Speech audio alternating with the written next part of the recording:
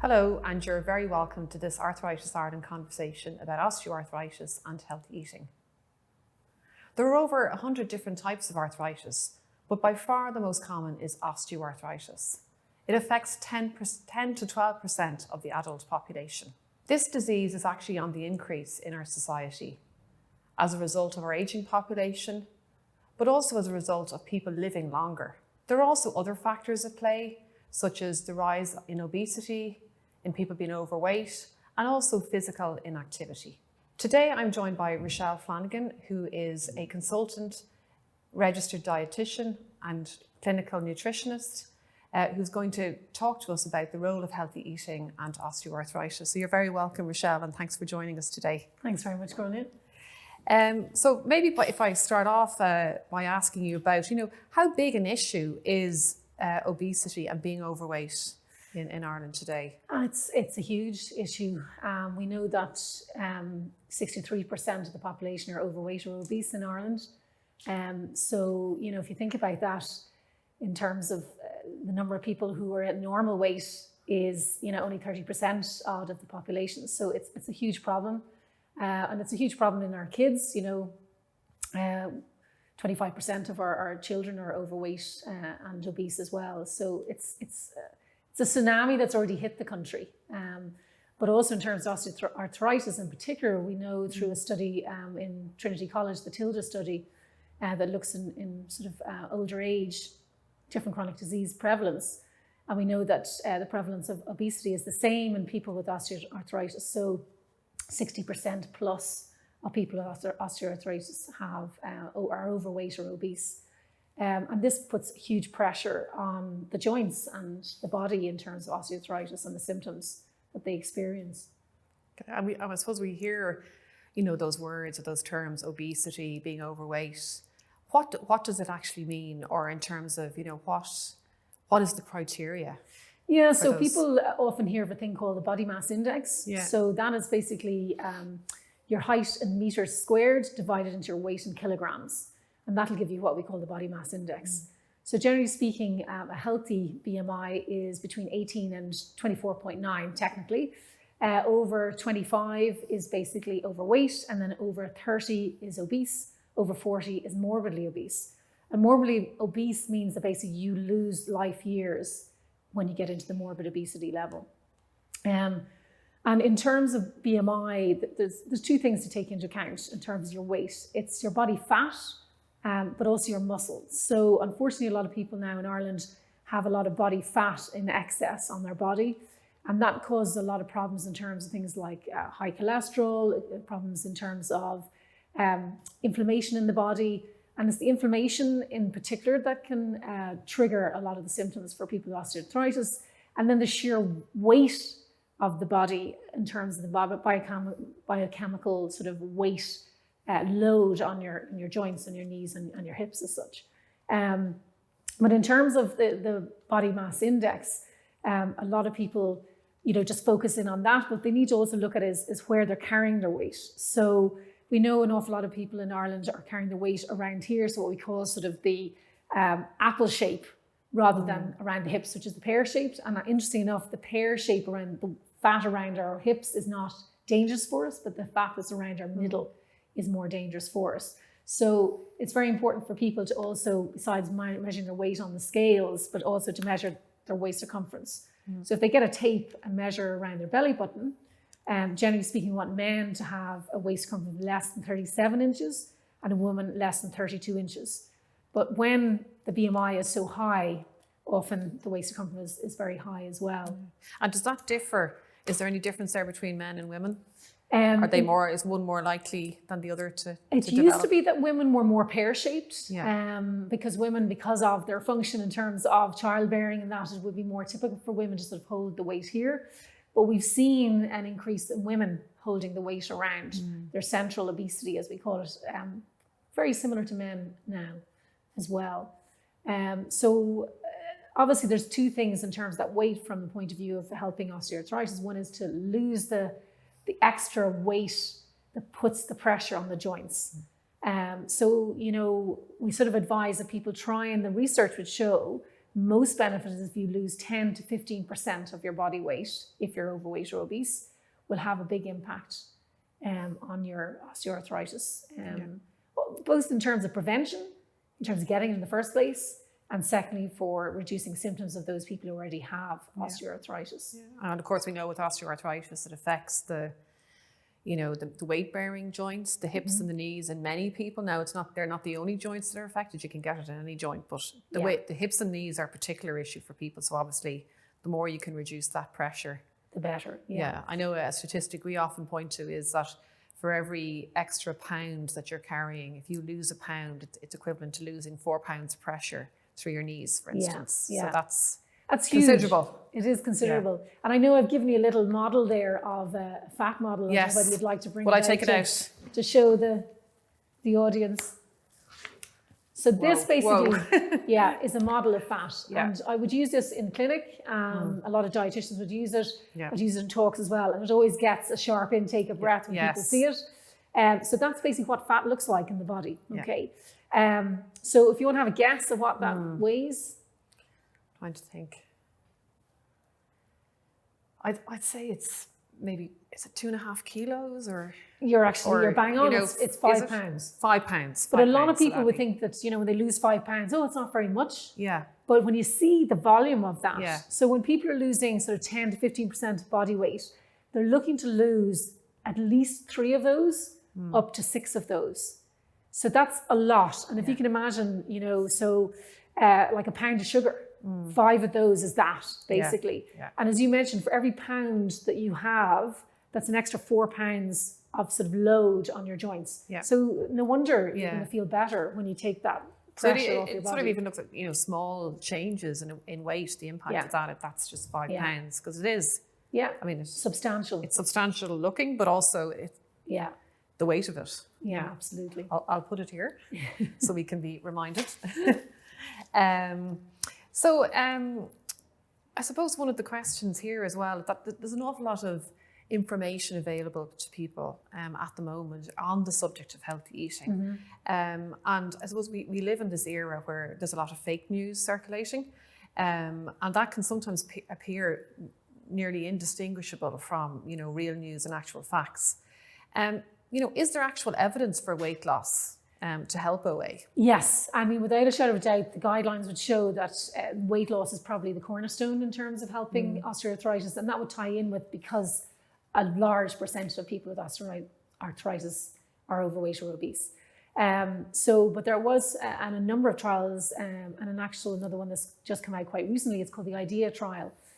So that was an 18-month intervention where they did diet and exercise with people with osteoarthritis. And it showed that those who lost 10 and closer to the 15% weight loss had the biggest impact in terms of reducing the pain, the joint pain, improved their quality of life, improved, the discomfort that they get with their osteoarthritis, improved function, improved across the board. It also showed that it improved gait speed. And gait speed is kind of how quickly you walk. And obviously, if you have a lot of weight on, you tend to shuffle more than actually, with the longer gait. And actually, gait speed is directly correlated to longer life. Right. So you can imagine, obviously, if you have a shorter gait speed, you are more likely maybe to fall, to trip. You maybe are not, working the lungs as well, in terms of helping your heart. So that was a really big, outcome as well, was the fact that it actually helped the gait speed also. But what was quite interesting is the study showed that actually diet was the cornerstone to improvement, that exercise was much better than exercise alone, and actually even better than diet and exercise alone. But exercise brings other benefits. And I think really the reason why exercise alone didn't have as much benefit is if you can imagine, if you're carrying that much weight and you're trying to run or even walk, you're putting huge pressure. So you put an awful lot of biomechanical load, and that worsens your symptoms. So obviously with diet, if you can get some of that load off first, then it takes the pressure off the joints, which means then the exercise is a lot easier. And obviously it's the type of exercise. So if you're doing non-weight bearing, it's obviously going to put less pressure on your joints.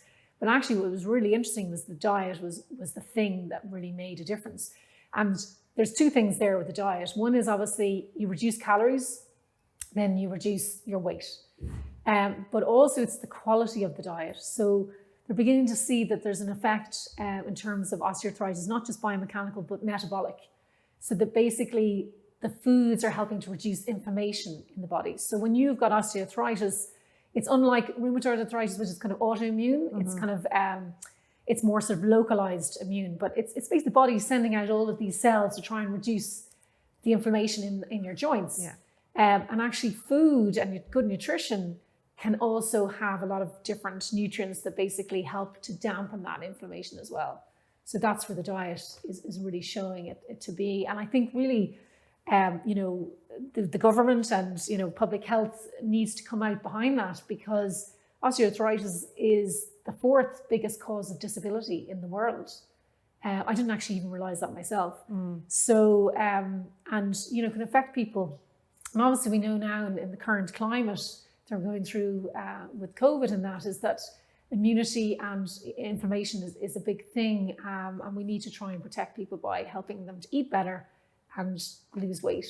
And I suppose one of the things, we often get asked about is, there's so much information out there about diet.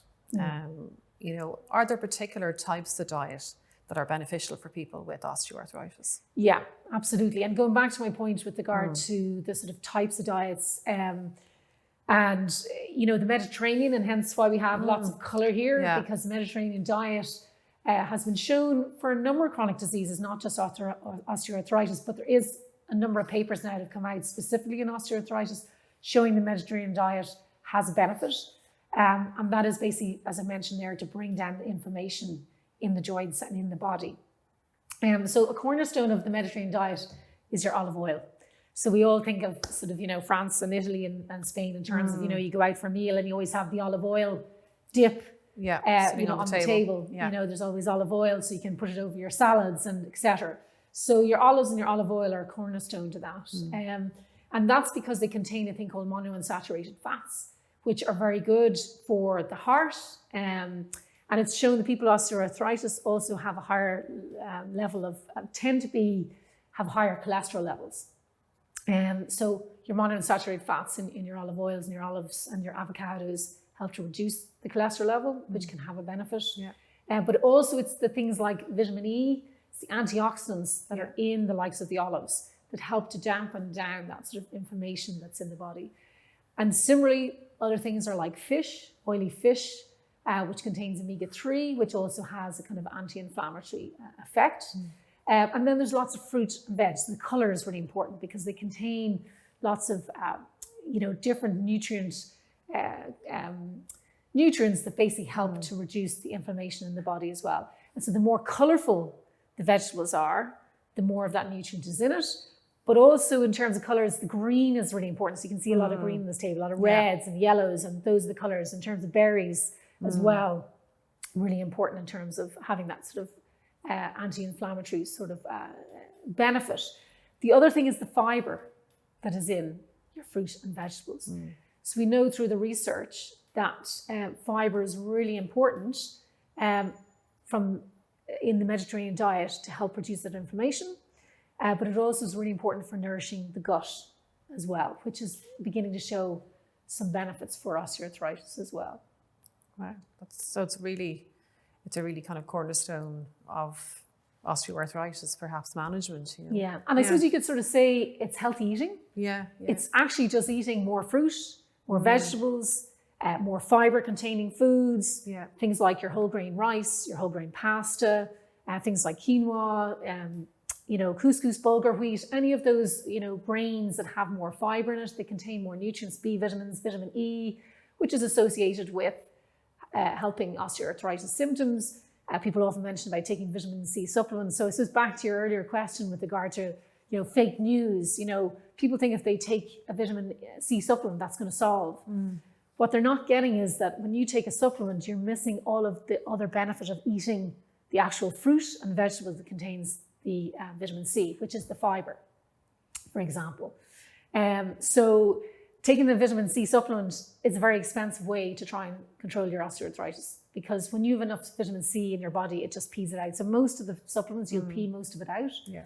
It's the benefit of actually eating the food, the whole food, we're finding has the most impact, not the individual, supplements as such. And are there, just on that point around supplements, are there particular supplements that you would recommend people take, or because that's a whole other sort of topic as well, and it's something that people sometimes really struggle with. Yeah. Such a huge range on offer. There is a huge range on offer, and I think as well, when you've got something like osteoarthritis, which is degenerative, and there's no cure, and you're in a lot of pain, you are very vulnerable to basically be marketed at, to take this supplement, take that supplement, rather than actually taking a step back and going to your GP and saying, look, I'm really struggling here, and going to a dietitian and saying, okay, what can you do to help me lose the weight? Because that's going to really have a big impact on me. So in terms of what supplements have evidence, there's very few that have enough evidence to say, go and take that supplement for. So there's, people will be talking about vitamin E, vitamin C, vitamin D, selenium, magnesium, but the research is not there that taking a pill in a bottle of magnesium or vitamin E is going to have a benefit. But as I've explained, vitamin E comes in your olive oil, it comes in your olives, comes in your nuts, which is another part of the Mediterranean diet as well. In terms of vitamin C, it comes from your fruit, things like your citrus fruits, which are very important in the diet. So if people stick to the foods, they're going to get enough. Yeah. In terms of ones that maybe have benefit, sometimes they've been talking about vitamin D, but the research is not there to show that vitamin D helps with osteoarthritis. However, there's a lot of information showing that vitamin D helps with sort of kind of inflammatory processes in general. But the most important thing for people with osteoarthritis is vitamin D protects the bones. So, if you're more prone to maybe falling, tripping, the last thing you want to do is end up in hospital with a broken hip on top of your osteoarthritis. So it's very important to take a vitamin D supplement in general, in the wintertime specifically. So the guidelines recently came out from the government was to take 15 micrograms of vitamin D a day.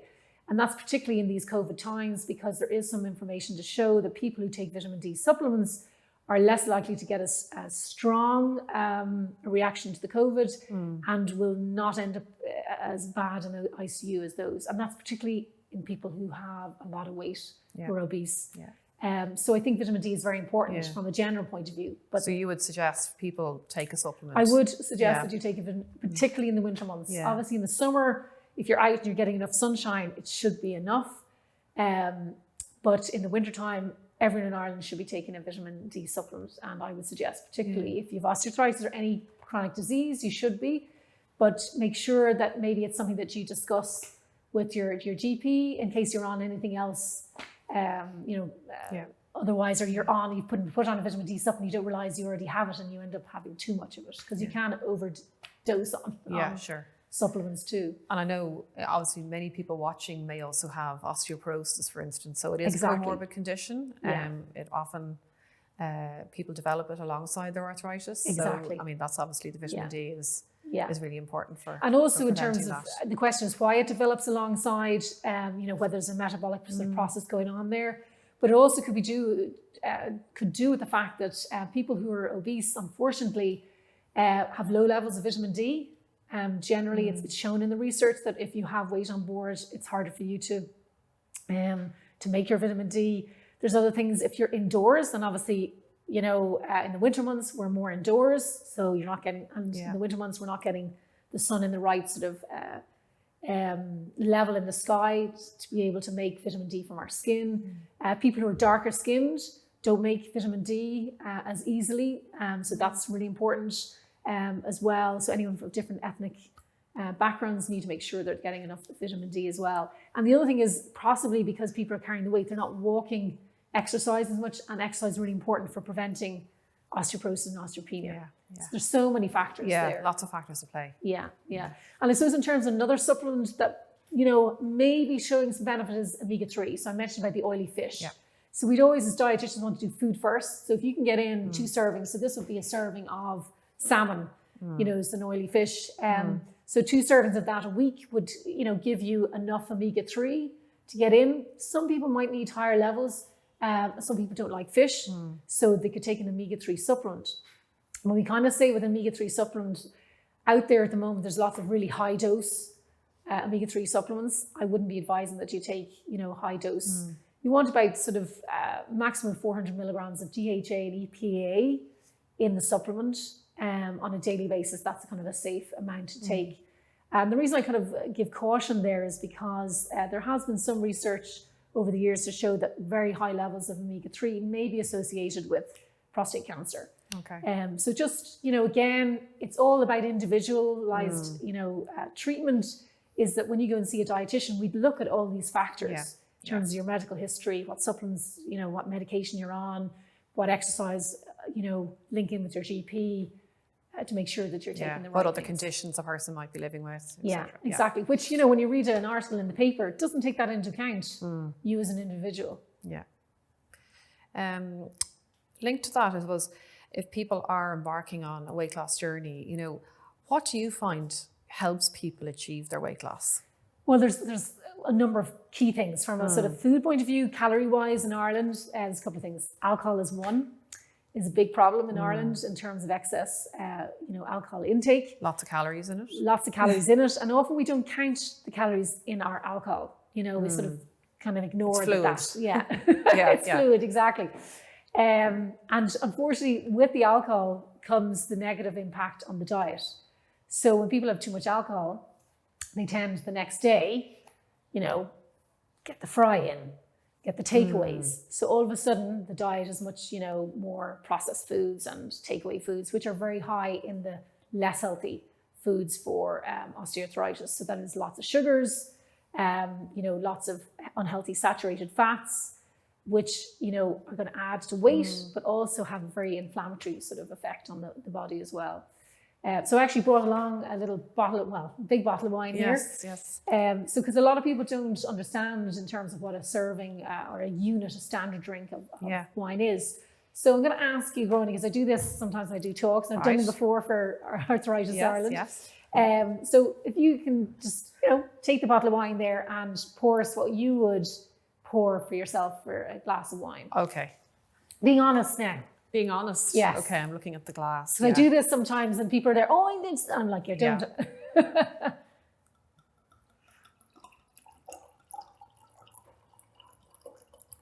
Yeah, that's a good honest glass. That would be what most people would pour for themselves. Yeah.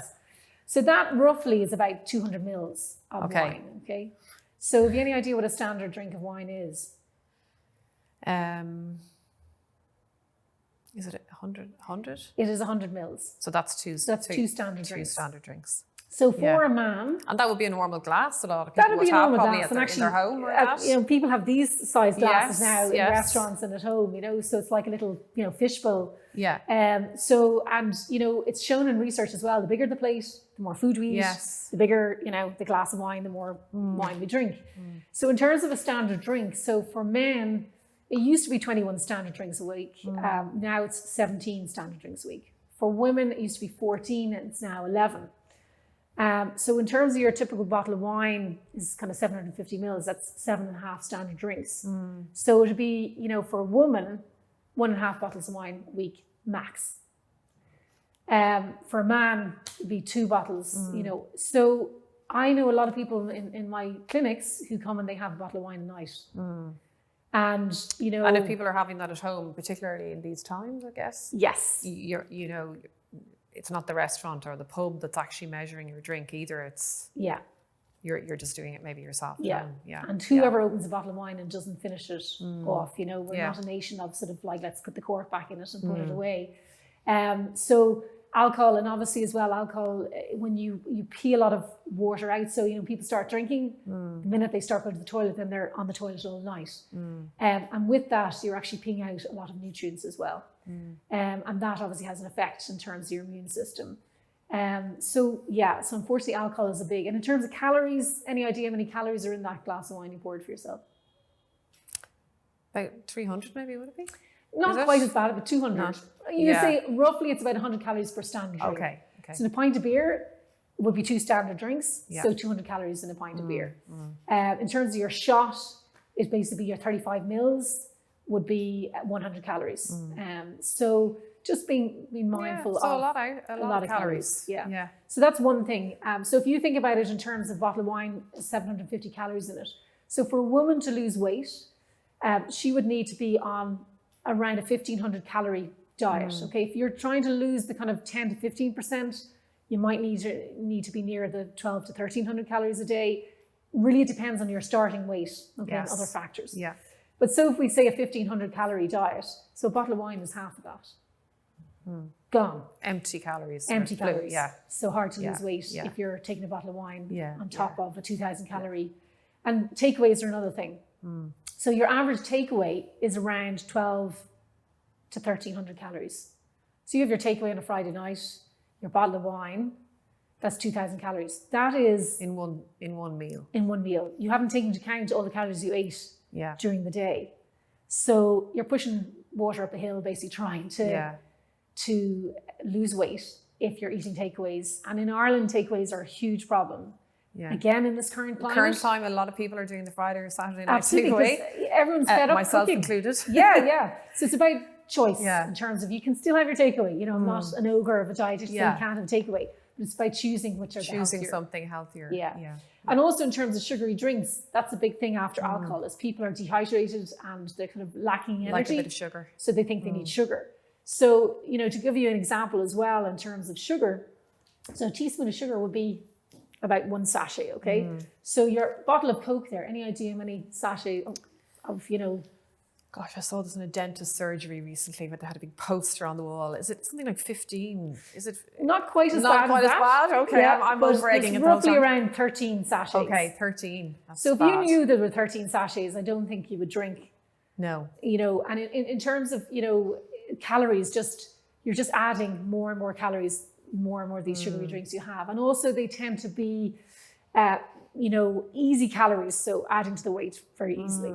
And in terms of things like your, you know, your sort of, these kind of drinks which are sort of, you know, based on fruits and berries. Yeah, and you kind of, at a head level, you kind of think, oh, you know, they're fruits and berries, maybe they're not as bad as a bottle of Coke or something. Exactly. Are they, there's a picture of berries on the front of it, so therefore it is, you know, okay to have. Yeah. So this actually has 5 sachets, so not as bad. Not as bad, but not good either. But not great either. And the reason why it's not as high is because they put sweeteners in it.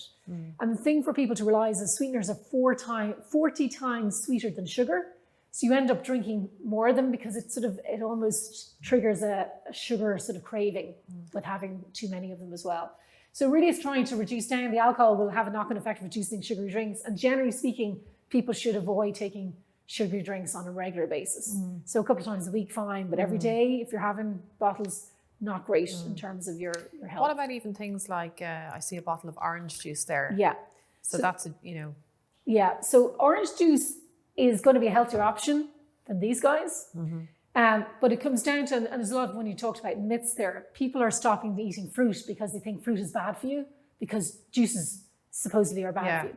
And now, fruit has sugar. Yes. Yeah. So the thing is, what type of sugar? So fruit has fructose, okay? So fructose, when it's in its free form, added into foods, is the least healthy type of sugar to have in terms of your health, okay? So obviously when you juice fruit, you're releasing that natural fructose. It's not as unhealthy as, you know, having the dried fructose that's added into, you know, cakes and biscuits and stuff. So the key thing about fruit and vegetables is that you should, in principle, try and eat the fruit back to the fibre. So when you eat the pear, you're getting all of the skin, which is loads of fibre in it. When you're eating the orange, you've got that pith and the fibre, you can see it. But obviously when you juice the orange and you put it in here, you lose all the fibre, which goes back to my point around the Mediterranean diet and the fibre being really important for your osteoarthritis. And people may not make that connection, but fibre is really important. So the thing about fruit, when we talk about how many servings of fruit and veg you should have a day, it's between 5 and 7, okay, upwards. So if you have this bottle of orange juice, that doesn't count as 2 servings of fruit. So 100 mils of juice is equivalent of 1 serving of fruit. If you have 500 mils of juice, it doesn't count as 5 servings. Oh, okay. The reason being is because you're taking too much of free sugar and dumping it on your system. Okay.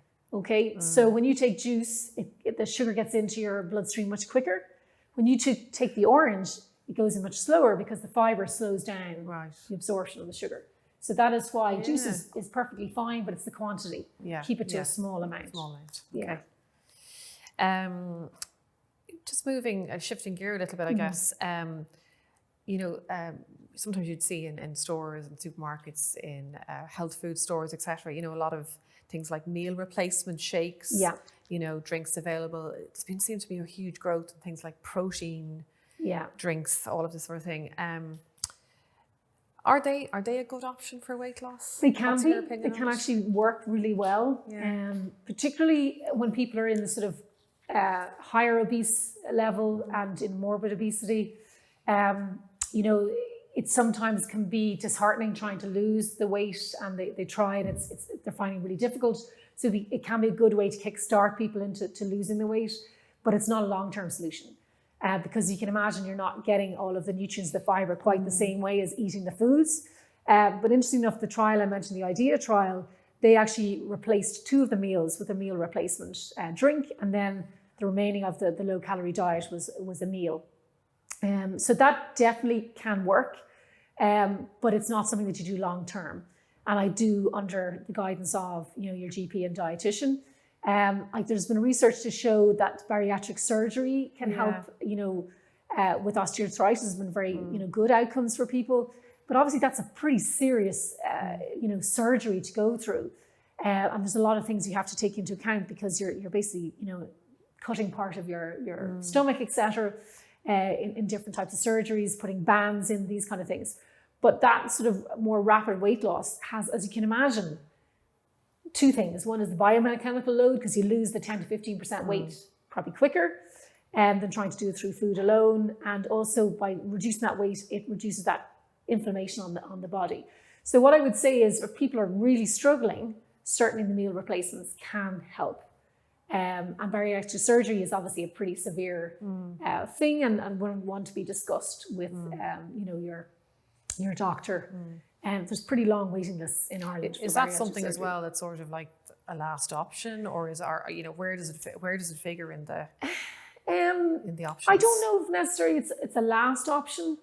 I think it can be a very good option for particular groups of people, and particularly in the sort of higher obesity category. I would always sort of say, for those who are overweight, or in the sort of lower end of the obesity, definitely the food first approach, the low calorie diet approach, work with a dietitian. So in terms of helping you lose weight, it's really important to have someone on your side who is qualified to help, direct you. A lot of people try and cut everything straight away, and they lose heart. So it's about having goals and, planning them out and changing things over time. And, a lot of people, they want to fix it, but unfortunately it's taken a long time sometimes to put on the weight. It takes a bit of time to come off. I mean, there used to be that thinking that if you lost weight quickly, you're more likely to regain it. Does that still stand? Well, it does from the point of view. A lot of people, what they do is they cut carbohydrates. So that's a big fad. Is the anti-carb diet sort of things. So cut all your carbs.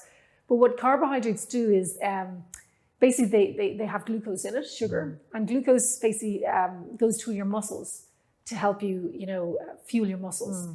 And in your muscles, water is attracted to that sugar. So when you cut out carbs, you lose water. Yes. So when people lose weight rapidly, it's usually all the water they've lost, isn't it? Yeah. So when they go back to eating a normal diet and put the carbs back in, lo and behold, all the weight goes back on. And also in terms of things like the meal replacements, if you just go straight to meal replacements and don't actually look at what your habits are, the fact that you're eating takeaways, that you're comfort eating, those kind of things, then you'll never solve that problem, no matter how much surgery you get. And with bariatric your behavior around food as behavior is a huge. So with bariatric surgery, you go through a lot of psychological assessment because of that very fact. You need to deal with your triggers and the emotional part of eating, which is a huge thing for everybody, really, and particularly in this climate as well. Yeah, a lot of stress can lead to a lot of stress eating. Yeah. So if you don't deal with that, no surgery is going to solve it. Yeah. Okay. A question I meant to ask earlier about supplements. And that was particularly in relation to glucosamine and chondroitin. Yes. Because that's a very topical area, and it's something we get asked about a lot in Arthritis Ireland. And actually the evidence and the research has shown different things at different points in the last maybe 10 or 15 years. What's the current state of play with glucosamine and chondroitin? Well, it used to be that really the evidence was kind of pretty paltry. But actually there was a paper done by a European body for osteoarthritis in 2017. And very interesting, they show that it's the prescription level of chondroitin and glucosamine actually do have quite significant impact. And actually they advise it as a first level treatment.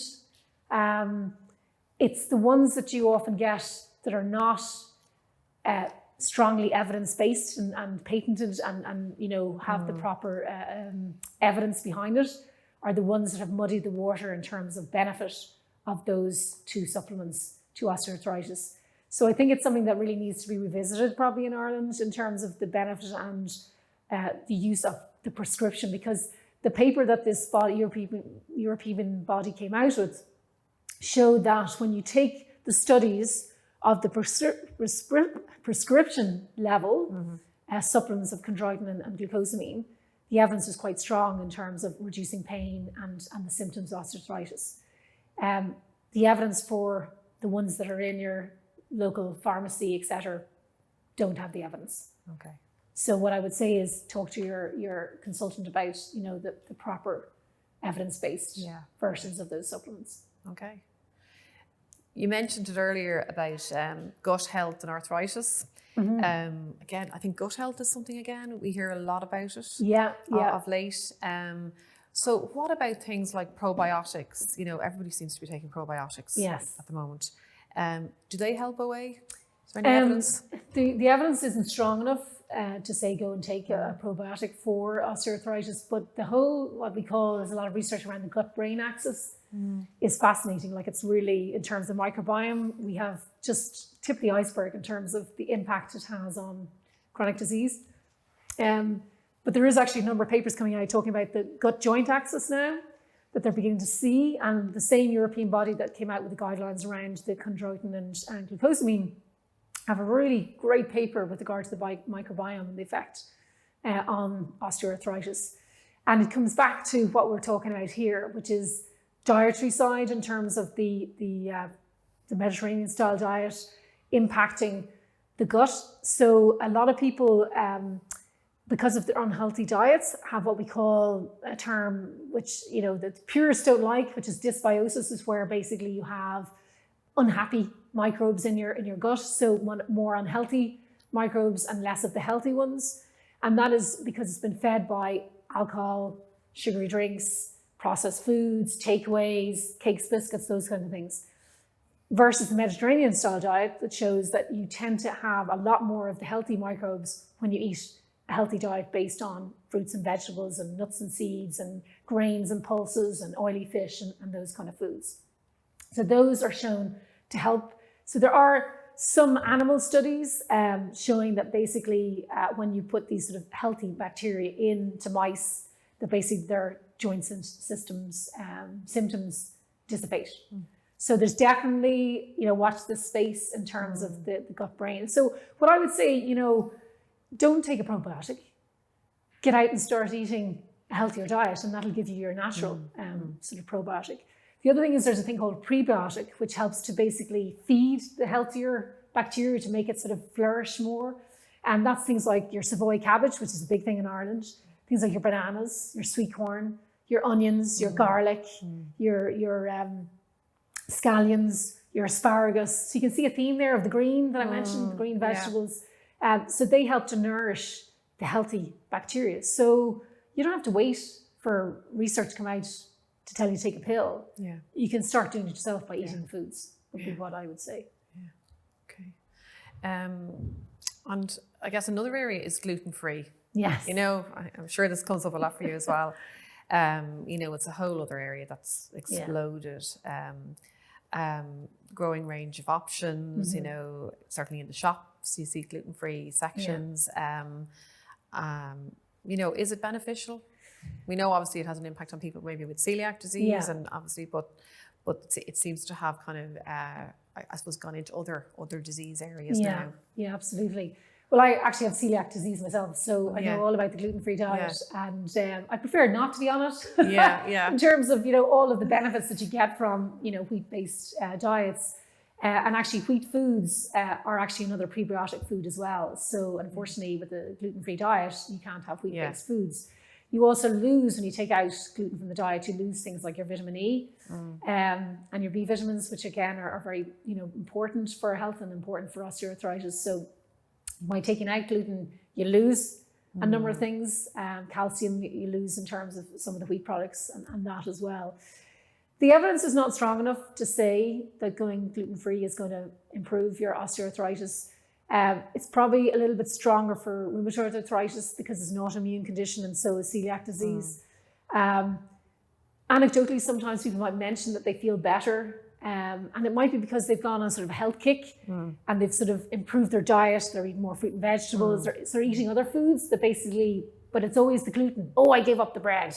That's what solved my, rather than actually, well, it's probably because you gave up the sugary drinks and the alcohol and the takeaways and you're eating more fruit and vegetables. Do you know what I mean? So what I would say, there's not enough evidence to say, you know, with your osteoarthritis to go on a gluten-free diet. Now, it can be a comorbidity. Some people, you know, kind of have both conditions. And so in that case, you know, gluten is basically a protein that can affect a number of parts of the body, including the joints. So it can be a sort of double whammy for somebody with celiac, that yes, when they go gluten-free, it sort of has maybe a knock-on benefit to their osteoarthritis, because generally, because you've got gluten out of the system, it's dampened that whole autoimmune. So again, going back to that inflammation, it dampens the whole, you know, inflammation. So certainly, you know, if you have signs and symptoms of celiac disease, you should get checked with a proper blood test through your GP. And then you can, you know, go through the due process to go to see a dietitian and go through the gluten-free diet. But I'd be reluctant to tell someone with osteoarthritis to go on a gluten-free diet without more evidence and to show it. But if they have any concerns, go to a dietitian and you can trial it, see if you feel benefit. And if you do, it could also be that you have what we call a non-celiac gluten sensitivity. So where it's not actually celiac disease, but you have a sensitivity to gluten. So there's a whole number of things in there that need to be teased out with a dietitian. Okay. I mean, there's lots of other diets that have been mentioned in relation to OA and other health conditions. The mention of a diet called the DASH diet being good for OA. Is that basically, true? it's a diet that was developed for blood pressure and heart disease, blood pressure in particular. And it is shown that it might have benefit, but really it's mainly to do with the fact that it's based on very similar foods to the Mediterranean diet. The only core difference would be to, you know, reduce salt, which is going to help everybody. And the reason they feel it might help is because, again, people with osteoarthritis tend to have a higher risk of metabolic syndrome, which you know, tends to be things like central obesity, high cholesterol, high blood pressure. So obviously, if you're dealing with that, you have the knock-on effect in probably improving your osteoarthritis as well. Okay. What about going vegan? So vegan is a thing at the moment. It vegan, is. Vegetarian. Basically, it comes the benefit of going plant-based is similar to your Mediterranean. So you're getting all your good fiber in, you're getting all the, you know, nutrients that are good, all the various vitamins and minerals in, you know. So that's really where the benefit comes from. It's also feeding the good bacteria in your gut, which I mentioned is, you know, may have a benefit to osteoarthritis. What I would say with people who are going vegan, you have to be careful that a lot of people think going vegan, just eat fruit and veg. But actually, you need to have your protein in your diet as well. So if you're not eating your meat, you need to have soya and, you know, pulses, chickpeas, kidney beans, things like that.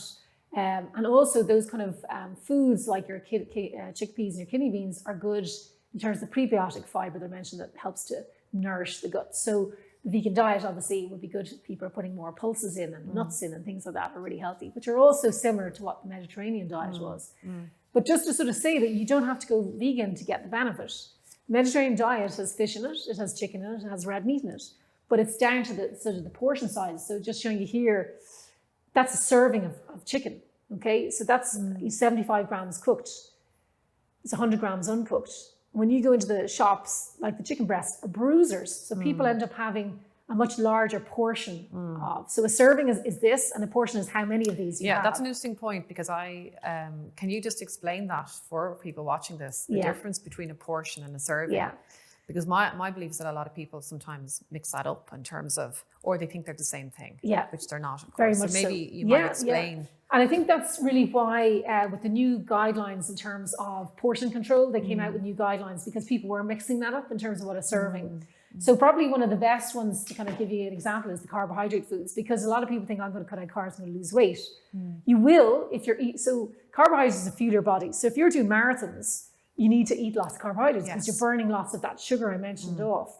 But if you're not running marathons, you don't need as much carbs. So it's quality and quantity. So a serving of carbohydrates, what exactly is it? So that is a serving of rice. Okay? That's a serving of porridge. Okay? This is a serving of penne. Okay, so most people, when they look at this, will say, well, I put, 5 times that. Yeah, I'd say most people would say, that's not what goes on my plate with my, say, well, having my yourself, bolognese or my chicken or you've got your spaghetti and you get your pot of boiling water and you just put it in, okay? So in terms of a serving of spaghetti, for example, it is 50 strands of spaghetti, which is half of that. Okay, so get that out there. So that's a serving. That's a serving of spaghetti, 50 strands. In terms of weight, it's 50 grams, okay? So in terms of bread, 2 slices of your whole grain bread is a serving. In terms of your cereal, 2 Weetabix would be a serving, okay? So if you think about it, in the morning time, you take 2 Weetabix in the morning, that's 1 serving gone. You take 2 slices of bread, that's 2 servings gone. And you take 2 of these in the evening time. That's your 3 servings gone for the day. So that's where people go wrong, because they're having maybe 5 of this in the daytime. They're having a huge roll, which is the equivalent of 4 servings. So back to your point in terms of what a portion is what you're serving of, how many servings you give yourself. So in other words, that's 1 serving. So in my evening meal, I would have more than that. I would have maybe twice that. So my portion is 2 servings. I hope that kind of makes sense on the plate. Yeah. So a portion is what amount what you decide, what you serve. almost decide to. So your portion can be a small portion or a larger portion. Yes, exactly. Yeah. So in terms, again, just showing you here the difference. So what's the difference between those two, do you think, visually? Well, I'd say that one's better for me. And why? Well, it's brown, it's wholemeal, is it? Exactly. Yeah. So it's the brown. So the more white your plate is, the less fibre you have and the less nourishment for your bowel and, in terms of benefit for your osteoarthritis. So brown is where you want to go. Yeah. And of course, the lighter colour is what's on sale. That's what you see more of when you go to do your shopping. Yeah, absolutely. And it's what we tend to overeat more quickly. So if you think about it, when you have a bowl of white pasta, you can it's easier to digest. Yeah, you just, white rice, microwave rice, just, you can inhale it. It's, and that's why takeaway meals where you've got like the burgers and the chips, they're made so they literally just dissolve. So you don't feel full, afterwards. Where if you eat your whole grains, you feel much fuller for longer. Plus, you're giving it all this great stuff that's going to help your osteoarthritis on top of it. So, really, it's a bit harder for people to have to change their habits. But when you come to a dietitian, like I don't like to see people coming back to me time and time again, because it means they haven't made the changes. So what we like as dietitians is to help people identify their habits, make the behavior changes, see where the problem areas are, and be able to do it themselves after, initially losing the weight. They have the tools to be able to go back to, because everyone, regains weight over the Christmas or holidays, but it's just trying to not let that get out of control. And then you'll have all the tools you need to get you back. And you're going to feel like when you just lose weight by, going on a meal shake replacement diet, and then you just go back to normal food, you put it back on. When you actually change your diet to have healthier foods in it, people feel so much better, like mentally as well as physically. People always feel much more energy. And I think that's really important for osteoarthritis, because it can be quite depressing when you're going around with a lot of pain. So the sort of knock-on effect of eating healthily is that you actually feel better. you feel more likely that you want to do exercise, your mood is better. All of those things impact how you cope with a degenerative condition. Yeah. And I suppose for people watching who have a diagnosis of osteoarthritis and are perhaps carrying that extra weight that they've tried to lose, they're currently struggling to lose. Yeah. What's your advice to them just to get started? So one of the kind of key things, cornerstones I use with all my clients is a food diary. So to do a food diary and maybe do a food symptom diary as well, but also I always say to people, look at what your hunger levels are like in that food diary. So before you eat, how hungry are you on a scale of 1 to 5? So in other words, if you're, at breakfast time, normally you'd be a sort of a 3 or 4, naturally when you get up in the morning, you're hungry. And similarly, at lunchtime, you should be sort of hungry. If you're coming to the evening time, you've had a big meal, okay, and it's like 8 o'clock in the evening and the packet of biscuits come out, you need to think, how hungry am I? Well, you're probably not that hungry because you've just had a big meal. So why is it? Is it habit? Is it habit? Yeah. Am I stressed? Why is the bottle of wine coming out? Because, I've been sitting in front of my screen all day and the kids have been driving me mad, trying to school them at home or whatever's been going on. And I'm thinking, right, I need to break those habits, or the cup of tea with the biscuits in front of the TV. So using other things. So it might be that you have olives and some nuts, which would be a much healthier snack to munch away on if you're going to eat a healthier snack. And also if you do the food diary over 5 days, so 3 weekdays and a weekend, because we all change our habits the weekend. So that's when takeaways come in. So then you can start to see, well, what are my patterns? When do I tend to stress eat? Do I skip my meals? So, if people skip their meals, they're going to, overeat and overeat more. So that one about breakfast, is it the most important meal of the day? Personally, I think it is, because it basically, the research shows when people eat a good breakfast, they tend to eat healthier for the rest of the day.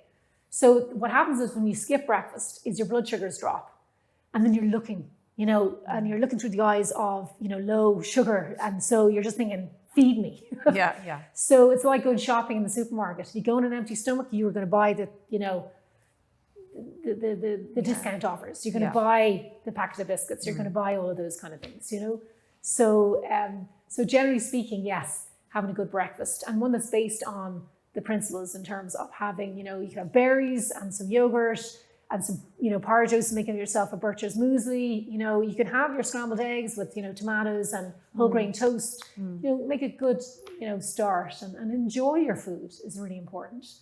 It shouldn't be a trial. And I think a lot of people are really surprised. They feel, especially men, oh my God, feel hungry because you're cutting down. And I always think you're going to be filling up with so many other foods. And all of them would say, I wasn't hungry at all, because they're filling up with fiber. And they're filling up protein. Isn't protein important in terms of keeping that hunger at bay? Yeah, absolutely. Yeah. But they're also having maybe snacks. They can think, I'm not allowed to snack. You are. But when you have, say, yogurt with berries, nuts, that's a much more filling than, a cereal bar. Chocolate or... Yeah, exactly. So it's about your choices. You will not go hungry if you eat healthily. But sometimes you just need a bit of guidance. And it's not about you not being able to have your favorite ice cream or your favorite. It's just about moderating that and picking the times that you want to have the treat. So when you're trying to lose weight, you can get disheartened because people think, I have to cut everything out. But that's just cruel, to be honest. So it's about choosing and putting it into your plan. Planning in your snacks, your treats into your plan is definitely a way to succeed. Well, I think that's it. Thank you so much for joining us. It's been hugely educational, hugely informative, and I think people watching will have got a huge amount from it as well, and answered those burning questions about osteoarthritis and healthy eating. Well, hopefully thank you so much. It'll help. Thanks very much for having me. Thank you. Thank you for watching this Arthritis Ireland in conversation with Richelle Flanagan. Remember that we have information on our website, arthritisireland.ie. So if you're looking for information on osteoarthritis or healthy eating, please go there. You can also contact our helpline on 0818 252 846. And we also have a range of online support groups via Facebook that you can access and link with other people. Thank you for joining us, and we'll see you again soon.